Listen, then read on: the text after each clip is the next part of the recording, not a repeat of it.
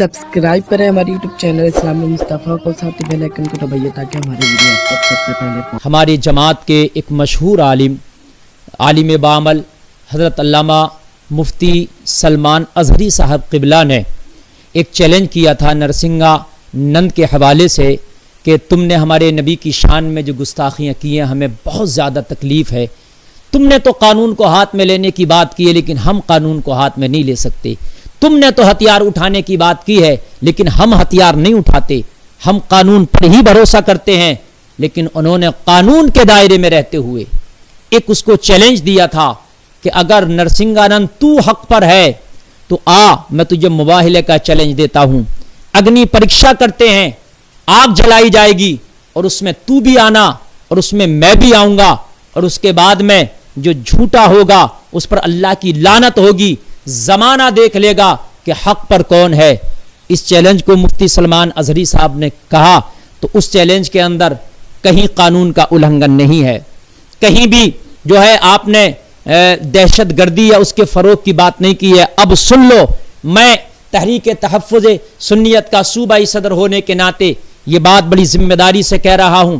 मुफ्ती सलमान अज़हरी साहब क़िबला ने जो चैलेंज किया है हम उनके साथ हैं, हमारी दुआएं उनके साथ हैं और हर एतबार से हम उनके साथ में हैं।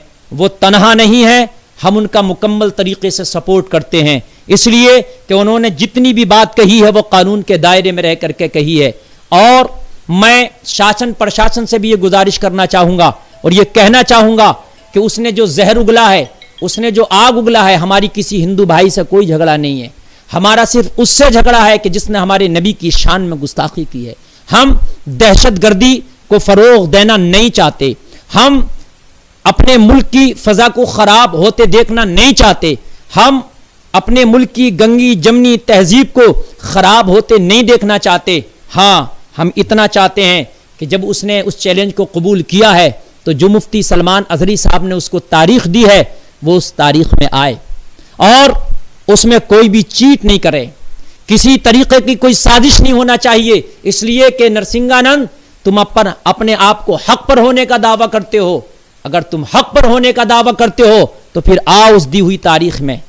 परमिशन आप खुद लाओगे, इसलिए परमिशन लाओगे कि आपके साथ सबका सपोर्ट है, आप परमिशन लाओगे और उस्मान हम जो है आएंगे और इंशाअल्लाह ये फ़कीर कादरी वादा करता है कि मुफ्ती सलमान अज़हरी साहब क़िबला ने जो चैलेंज किया है हम मुकम्मल तरीके से उसकी तायीद करते हैं, हम उनके साथ में हैं और वक्त पड़ा जाने का तो इंशाअल्लाह साथ में जाएंगे भी।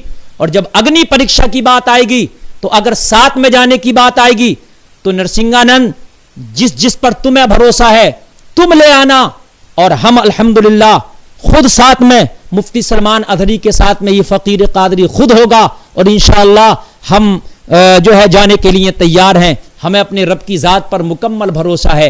हम गुनहगार ज़रूर हो सकते हैं, हम ख़ताकार ज़रूर हो सकते हैं, मगर हमें अपनी रब की ज़ात पर खुदा की कसम मुकम्मल यकीन और भरोसा है। और अब तक हम खामोश इसलिए भी थे कि तुम अपने बयान को वापस ले लो, अपने बयान को वापस ले लो, लेकिन तुमने अपने बयान को नरसिंगानंद वापस नहीं लिया। तुम बयान पर बयान दिए जा रहे हो, तुम इस आग को और भड़का रहे हो। तो हम कोई कानून के खिलाफ बात नहीं करेंगे, हम सिर्फ अपनी और तुम्हारी बात करते हैं। आओ मैदान में निकल के और फिर वो 30 अप्रैल की जो तारीख है उसको कबूल करो और कबूल करने के बाद में पता चल जाएगा कि फिर तुम कितने हक पर हो और क्या तुम्हारी हकीकत है। और अगर तुमने कोई साजिश की तो तुम्हारी हार सामने से हो जाएगी।